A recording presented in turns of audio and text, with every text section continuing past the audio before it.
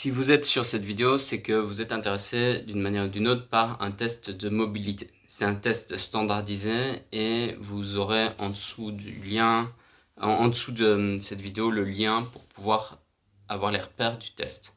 Le test est expliqué sur la vidéo, mais peut-être que vous avez du mal à comprendre puisque c'est expliqué et c'est pas montré. Donc c'est pour cette raison que je vais vous faire une petite vidéo qui vous permet de voir les différentes étapes du test.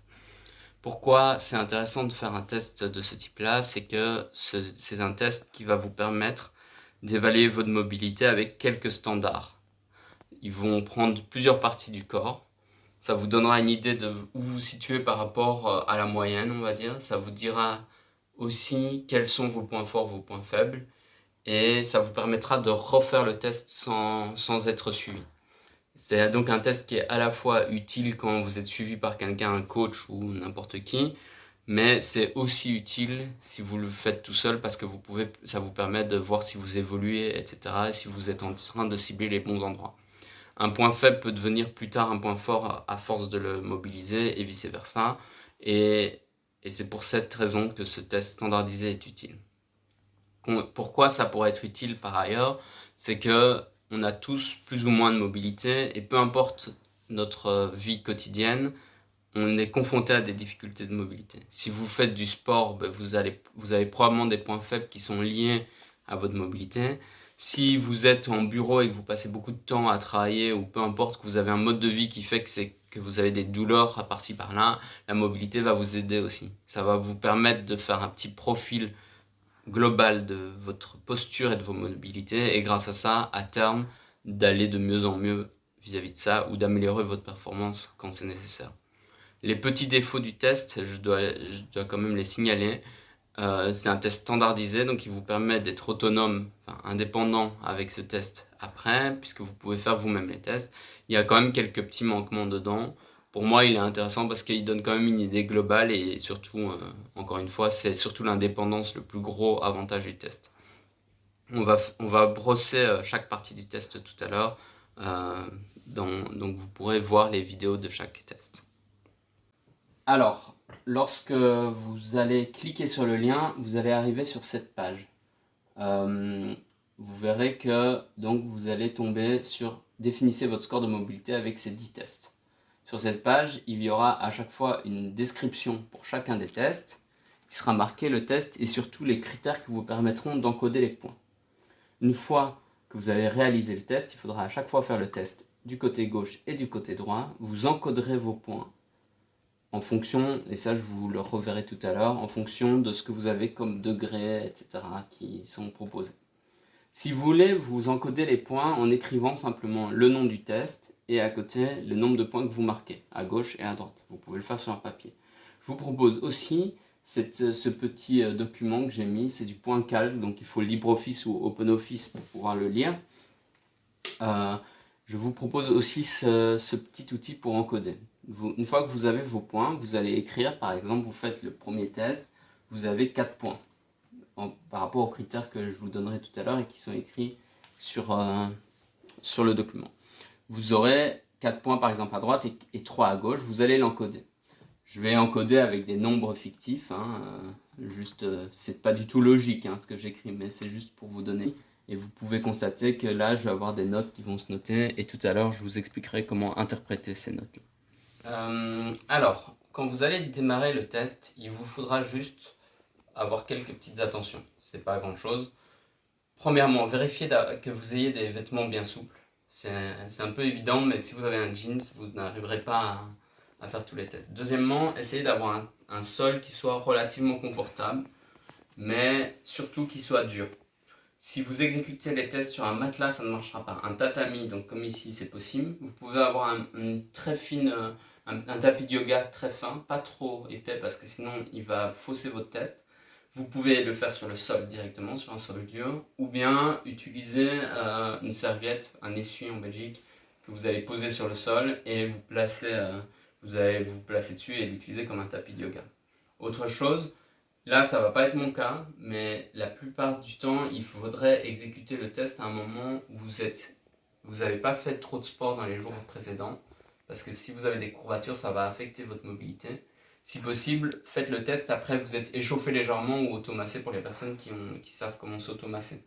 Bougez un tout petit peu, faites quelques échauffements avant de démarrer le test parce que sinon votre test, il va donner plus les indications sur votre tension qu'autre chose en soi.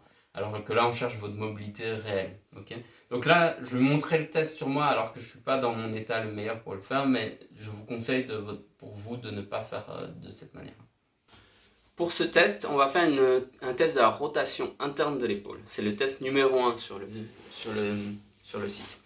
Alors, vous allez vous mettre sur le côté, vous allongez sur le côté, les jambes, on se met un peu comme on veut. Là, le but, c'est d'avoir mon épaule qui est en contact avec le tatami ou le sol, mon coude qui va être en contact aussi, et d'avoir un angle de 90 degrés ou de 90 degrés entre mon buste et mon bras. Je vais chercher à descendre le bras le plus bas possible sans décoller l'épaule. Ça, le test n'est pas valide si vous faites comme ça. Je vais descendre le plus bas possible. Une fois que je serai descendu, il y a un nombre de degrés que je vais vous rappeler qui va vous permettre de noter. Par exemple, ici, je dirais que je suis un peu en dessous des 30 degrés. Là, par exemple, je vais toucher avec la main. Bon, là, je suis pas très souple aujourd'hui, donc je lève légèrement mon épaule. Mais normalement, si j'arrive à toucher, à avoir la main complète et l'épaule calée, là, j'ai 100%, j'ai le maximum de points. À ce moment-là, j'écris 5 points.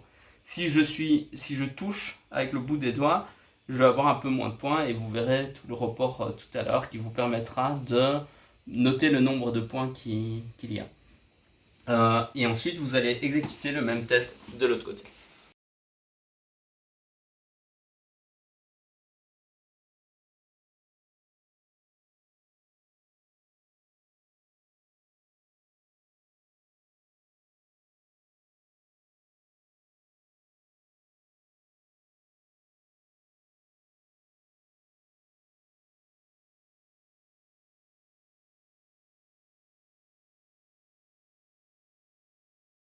Pour le test suivant, on va tester la rotation externe des épaules. Pour cela, vous allez vous placer contre un mur, le dos va se placer contre le mur, vous allez monter, toucher avec la tête. Comme je l'ai dit, je suis un peu courbaturé, donc je vais avoir un peu des difficultés à le faire aujourd'hui. Vos pieds doivent être à plat contre le sol. D'accord ? Vous allez vous placer comme ça, mettre vos épaules à 90 degrés de votre buste, donc 90 degrés, et vous allez essayer de remonter les mains le plus haut possible. Attention, si je remonte et que je creuse le dos ou j'avance le bassin, si je ne suis plus en contact tout le long, je suis en train de tricher. Lorsque vous allez toucher, soit vous allez toucher le mur, voire avoir les mains à plat, ce que je n'ai pas personnellement, que je n'ai jamais atteint pour l'instant, ou toucher du bout, avoir un angle de 30 degrés, etc., etc. Vous allez calculer votre angle en fonction de ça. D'accord ? Attention, donc le critère qui permet de valider, c'est que vos pieds restent bien à plat et que votre bas du dos surtout reste bien en contact. La tête aussi idéalement parce que sinon vous pouvez légèrement tricher. Si c'est trop compliqué pour vous, je vous conseille cette variation-là. Ça va être l'inverse. Vous allez vous coucher par terre, coller les fesses contre le mur, vous allez mettre vos pieds à plat contre le mur et exécuter le test dans cette orientation-là. C'est exactement le même test. Il est un tout petit peu plus facile comme ça parce qu'il est moins exigeant musculairement. La mobilité, au début, c'est juste une question d'élasticité, mais plus tard, c'est aussi une question de force. Donc dans ce cas-ci, vous pouvez le faire comme ça. Sachez qu'à terme, il faudra le faire aussi avec les pieds à plat et debout, enfin vertical.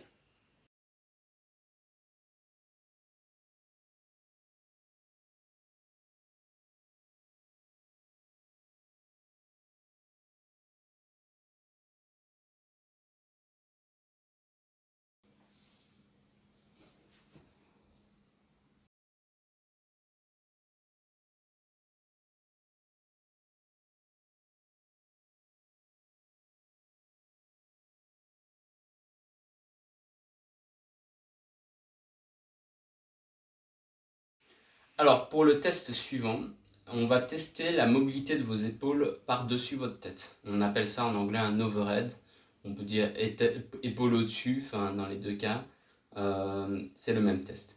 Alors le test ressemble énormément au test précédent. D'ailleurs, il est un peu lié. Au plus vous avez réussi le test précédent, au plus vous allez être en facilité ici. Vous allez vous poser contre le mur, les pieds à plat, le dos contre le mur, tout doit être le plus collé possible au mur. Vous allez, avec vos bras, vous allez les monter le plus haut possible et vous allez essayer de garder donc cette position sans faire les mêmes erreurs que le précédent, c'est-à-dire creuser le dos ou bien décoller les pieds ou décoller la tête, et vous allez monter le plus haut possible vos mains par-dessus. Le but du jeu étant d'être en contact entier avec le mur, ce que je n'ai pas atteint personnellement, sachant que c'est mon point faible.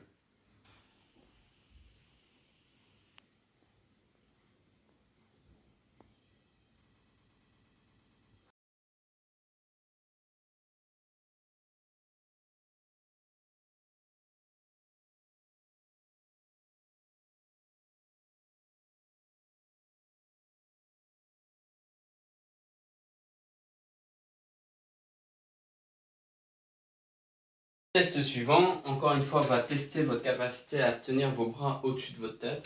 Ce test, si vous n'êtes pas capable d'avoir les pieds à plat, ce test n'est pas tout à fait valide.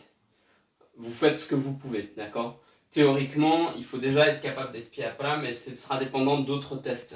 Si vous manquez de souplesse des hanches ou du pied, ça marchera de toute façon pas. Dans ce cas-là, on le saura assez vite. Si vous êtes capable de descendre pied à plat, vous allez vous mettre face au mur, vous allez mettre les mains vers le haut, bras tendus. Vous allez essayer de maintenir le même angle d'épaule tout le long de la descente. Je vais positionner mes pieds à une certaine distance du mur et je vais descendre face au mur. Si je tombe en arrière, le test est échoué. Donc je dois rester comme ça et remonter face au mur. D'accord?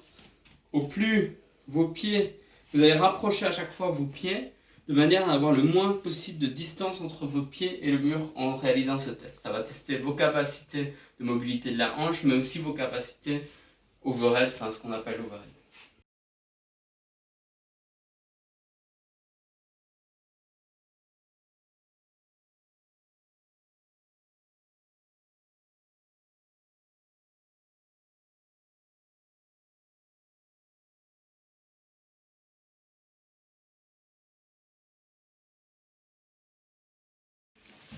Alors, pour le test suivant, on va tester la mobilité de la rotation externe des hanches.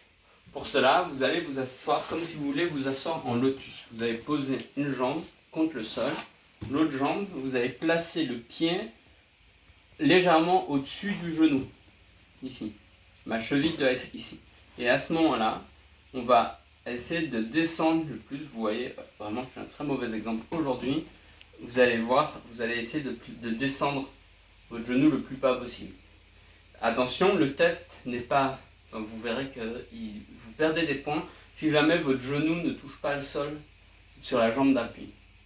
Et après, vous pourrez regarder, vous reporter sur la liste pour voir les points que vous gagnez.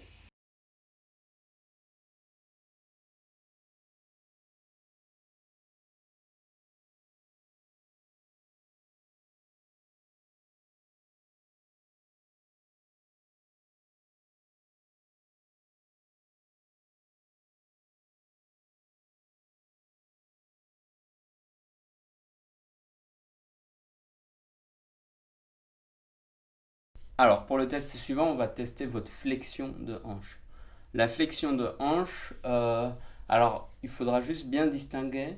Parfois, vous allez être bloqué par votre musculature. C'est mon cas parce que je fais du ski et donc ma musculature me bloque à certains moments pour certains gestes. Globalement, le test, vous allez vous coucher sur le dos. Vous allez avoir une jambe qui va rester en contact avec le sol.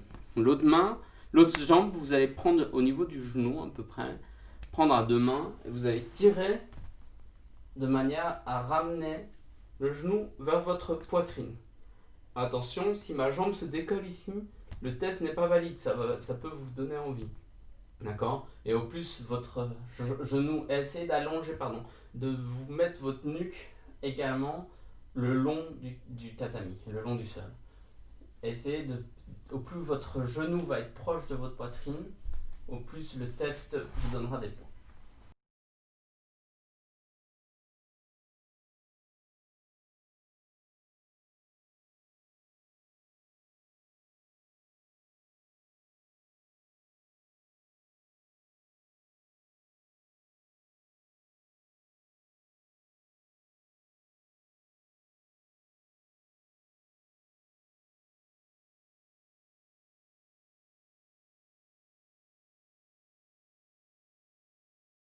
Pour le test suivant, on va tester la rotation interne des hanches.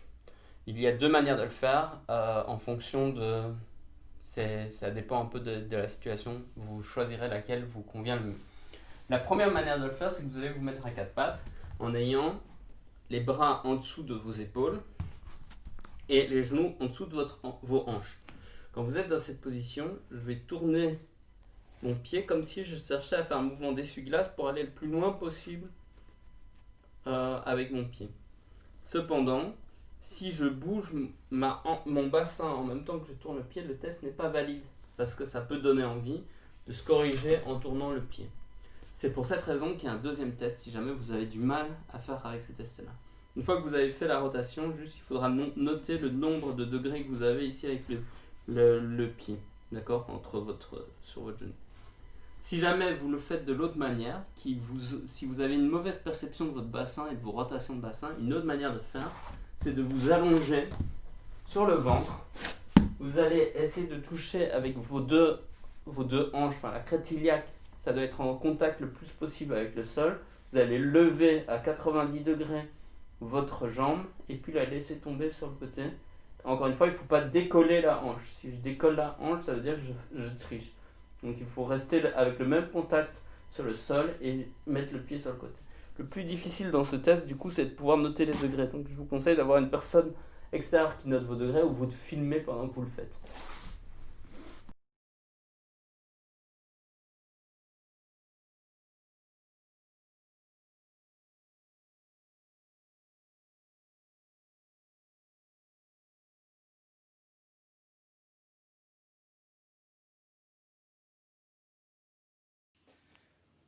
Alors, pour le test suivant, on va vérifier la mobilité de votre chaîne arrière. La chaîne arrière, c'est celle qui va en fait des pieds et qui va remonter comme ça tout le long.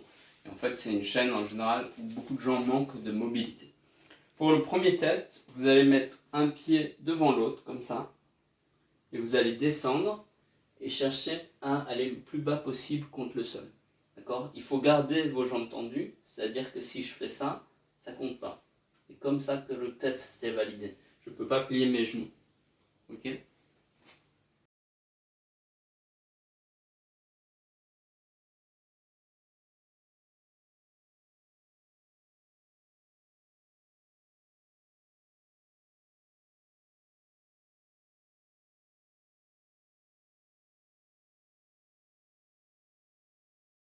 Le test suivant, on va le faire comme ceci. Selon moi, il y a une erreur dans le test que vous allez recevoir si vous allez sur le lien que j'ai donné, donc désolé. Je l'ai enregistré de la même manière sur mon document, mais je sais que c'est inversé, mais c'est pas très important. C'est le test numéro 9, donc c'est l'avant-dernier test.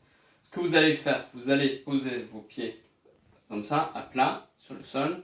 Vous allez vous abaisser en maintenant la courbure lombaire le plus longtemps possible, c'est-à-dire je dois éviter d'arrondir le dos, je dois garder le creux et je vais descendre le plus bas possible tout en maintenant le creux. Dès que je perds mon creux, en fait je suis en train de rater le test, donc je dois bien garder mon creux.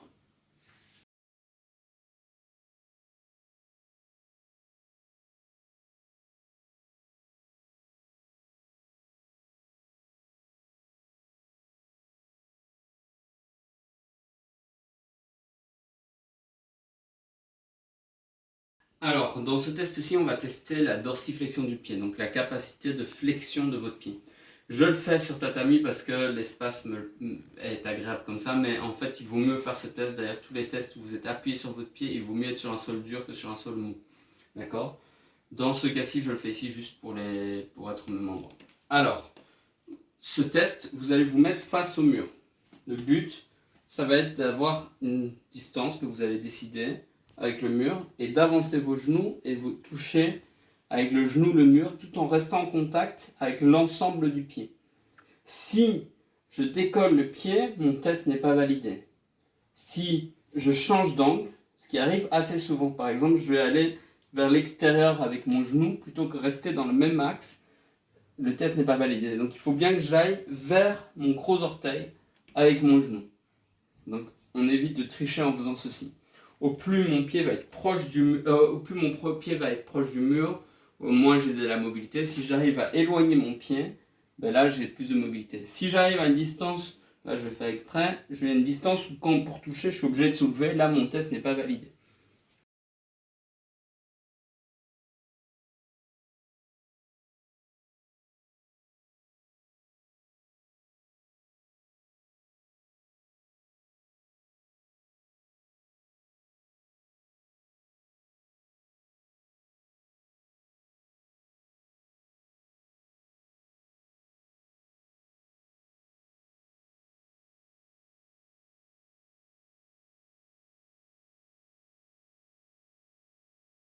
Normalement, si vous avez fini tout le test, donc vous avez encodé vos points, soit vous les avez notés, soit vous les avez mis sur le document que je vous ai envoyé. Peu importe, dans les deux cas, ça va vous donner une idée globale. La totalité des points est rapportée sur 100. En fonction de votre score sur 100, vous allez avoir une idée. Sachez que si vous êtes en dessous de 20 ou aux alentours de 20, ça veut dire que vous avez des problèmes de mobilité qui sont handicapants dans votre vie et que probablement que les résoudre, d'une part, ça ira assez vite, d'autre part, ça va vraiment vous aider dans votre quotidien. Si vous avez un score aux alentours de 50, en général, ça veut dire que vous avez une partie de votre mobilité qui fonctionne bien, mais que vous avez sûrement un gros point faible quelque part. Et qu'il faudra travailler surtout sur ce point faible. Si vous êtes au-delà de 50, il peut vous arriver d'avoir un point fort, un point faible par exemple. Ou bien d'avoir globalement être partout équilibré, mais de ne pas avoir non plus une mobilité incroyable. Par contre, dès que vous commencez à atteindre les 65, ça veut dire que vous êtes au-dessus de la moyenne des gens sportifs. Et si vous atteignez les 80, c'est que vous avez une excellente mobilité. À ce stade, en fait, c'est rare que ce soit très utile d'augmenter votre mobilité. On travaillera sur d'autres choses dans ce cas-là, ce sera sur d'autres tests. Vous allez voir aussi que votre mobilité va être différente. Si vous avez rempli mon document, il y a des endroits qui vont être très peu remplis par rapport à des zones de votre corps. Et donc, ça signifiera que c'est un endroit qui va être plus ou moins bien atteint. Si votre barre est très basse, par exemple, sur votre pied, et qu'elle est très haute sur vos hanches, c'est-à-dire que vous avez une très bonne mobilité des hanches et une mauvaise mobilité des pieds. À ce moment-là, ça ne sert à rien d'étirer beaucoup les hanches, on va essayer d'axer les exercices de mobilité sur vos pieds. Ce qui est intéressant avec ce modèle-là, c'est que même si vous n'êtes pas accompagné, vous aurez une idée de à quel endroit vous avez besoin de travailler votre mobilité, et à ce moment-là, même en tapant sur internet, vous allez trouver des exercices de mobilité liés à cette zone spécifique. Évidemment, il y a des étirements posturaux globaux qui sont importants à faire, et que ça, il faut avoir un peu plus d'expertise, et ça, il vaut mieux être accompagné par quelqu'un pour le faire.